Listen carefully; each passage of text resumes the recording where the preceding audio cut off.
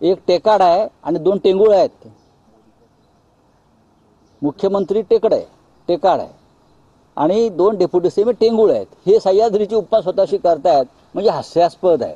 हा यशवंतराव चव्हाणांपासून जे महान लोक होऊन गेले, जे सह्याद्री म्हणून आम्ही त्यांना हिमालयाच्या मदतीला त्यांची तुलना करता तुम्ही. अरे कुठे माननीय बाळासाहेब ठाकरे, कुठे माननीय शरद पवार जे देशाचे रक्षा मंत्री होते, कुठे वसंतदादा पाटील, वसंतराव नाईक, काय लेवल त्यांची बाई. आणि सह्याद्रीच्या अरे काय तुम्ही कोण बोलते. टेंगुळ आहेत टेंगुळ. हे टेंगुळ आता खाली जातील. राऊतसाहेब, मुख्यमंत्र्यांनी 100 दिवसांचं प्रगती पुस्तक जाहीर केलेलं आहे. ट्रम्पने पण जाहीर केलं. ज्यात महिला व बाल विकास तिथे अमेरिकेत ट्रम्पने पण 100 दिवसाचा कार्यक्रम त्याचं जे काय जाहीर केलं त्यात काय तुम्हाला माहिती आहे. असे जाहीर होतात. महाराष्ट्र किती कमजोर झाला या काळामध्ये याचा एक तुम्ही श्वेतपत्रिका काढा. आपापसातल्या झगड्यामध्ये संघर्षामध्ये महाराष्ट्र किती कमजोर झाला. 106 हुतात्म्यांना पुष्पचक्र वाहण्याची तुमचा अधिकारच नाही. मी लायकी हा शब्द वापरणार नाही. तुमचा अधिकारच नाही. हा 106 हुतात्म्यांच्या स्वप्नातला महाराष्ट्र 3 वर्षात खतम करून टाकला यांनी. हा महाराष्ट्र दिल्लीपुढे झुकणारा आणि व्यापाऱ्यांना विकला गेलेला हा महाराष्ट्र निर्माण केला. चला राऊतसाहेब, पंतप्रधान आज मुंबईत आहेत. पहिल्या जागतिक ऑडिओ व्हिज्युअल आणि मनोरंजन शिखर परिषदेचं पंतप्रधानांच्या हस्ते उद्घाटन होते. बघा, बेळगावमध्ये 27 लोकांचा मृत्यू झाला. त्यातले 6 लोक महाराष्ट्रातले. निदान 7 दिवस तरी दुखवटा पाळायला पाहिजे होता ना प्रधानमंत्र्यांनी. महाराष्ट्रामध्ये मनोरंजनाच्या कार्यक्रमाला येतात. 24 तासात बिहारमध्ये प्रचाराला गेले आणि राष्ट्रभक्ती आम्हाला शिकवत आहेत. हे आम्हाला राष्ट्रभक्ती शिकवत आहेत हे आश्चर्य आहे. अजून त्यांचा किंकाळ्या ज्या आहेत कुटुंबियांच्या आणि मृतांच्या आमच्या कानामध्ये घुमतायत. हृदयामध्ये आमचा वादळ उठला आहे. आणि प्रधानमंत्री आज इथे येऊन प्रवचन देणार सांस्कृतिक कार्यक्रमात, राजकीय कार्यक्रमात. ही देशभक्ती यांची आहे. हे पाकिस्तानशी लढणार आहेत. हे ढोंग आहे. राऊतसाहेब, तुम्ही गेल्या अनेक दिवसांपासून एक विषय बोलत होतात. अखेर मुख्यमंत्री देवेंद्र फडणवीस यांनी वर्षा या शासकीय निवासस्थानी गृहप्रवेश केलेला आहे. काल गृहप्रवेशाची विधिवत पूजा झाल्यानंतर आता मुख्यमंत्री अजून काही पूजा राहिल्या आहेत त्यांच्या मुलीलाही 10वी परीक्षेत घवघवीत यश मिळाले. 92% मिळालेले आहे. ते सागर बंगल्यावर तिने अभ्यास केला म्हणून तिला 92% यश मिळालं.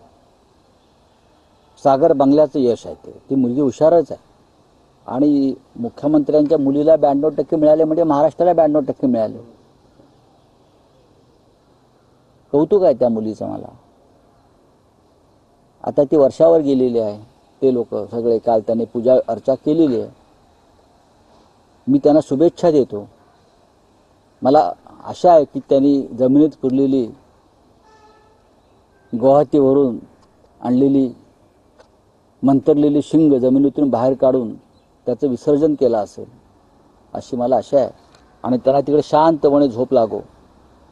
त्यांच्या जीवनामध्ये सुख शांती आरोग्य नांदो अशी मी त्यांना अपेक्षा व्यक्त करतो. आमचे एकेकाळचे सहकारी आणि मित्र आहेत ते. त्याच्यामुळे त्यांना मी सुयच चिंतितो नवीन वास्तूमध्ये. पण ती शिंग नक्की निघालेत का त्यातून ते पाहावं लागेल. माझ्याकडे जास्त माहिती आहे. पण ते राहतील म्हणजे गृहप्रवेश माझ्याकडे मी आत्ता 4 दिवसापूर्वी गुवाहाटीमध्ये होतो. मी 4 दिवसापूर्वी माझ्या काही संसदीय कामासाठी गुवाहाटीमध्ये होतो. आणि मी त्या दिवसभर त्या अमावस्येच्या दिवशी मी मंदिरात जाऊन अनेकांशी चर्चा केली. मी पत्रकार आहे आणि मला जी तिकडे माहिती मिळाली ती फार धक्कादायक. त्याच्यामुळे मला त्या शिंगांची अजूनही भीती वाटते. नाही, माहिती धक्कादायक आहे असं म्हणतात. म्हणजे नेमकं काय? योग्य वेळी मला तुम्ही माझा परिसंवाद एकदा ठेवा या विषयावर. वार्तालाप ठेवा. आणि म्हणजे तुम्हाला मी गुवाहाटी ते वर्षा बंगला हा शिंगांचा प्रवास कसा झाला बरं का, आणि ही शिंग नक्की कोणासाठी आणि कोणत्या पद्धतीने आणली गेली हे तुम्हाला मी सांगेन. आज महाराष्ट्र दिन आहे. आज आपण शुभ बोललं पाहिजे. थँक्यू. शुभ बोललं पाहिजे म्हणून एक प्रश्न विचारतो की काल शरद पवार यांनी असं म्हटलेलं आहे की राज ठाकरे आणि उद्धव ठाकरे एकत्र आले तर चांगलं आहे. शरद पवारांच्या तोंडात साखर पडो. त्यांच्या भावना आम्ही समजून घेतल्या सगळ्यांनी. एकेकाळी राज ठाकरे यांनी त्यांच्याबरोबर सुद्धा युती करण्याचा प्रयत्न केला होता, बरोबर ना. पण या भावना आहेत, त्या भावना आमच्यापर्यंत पोचलेल्या आहेत.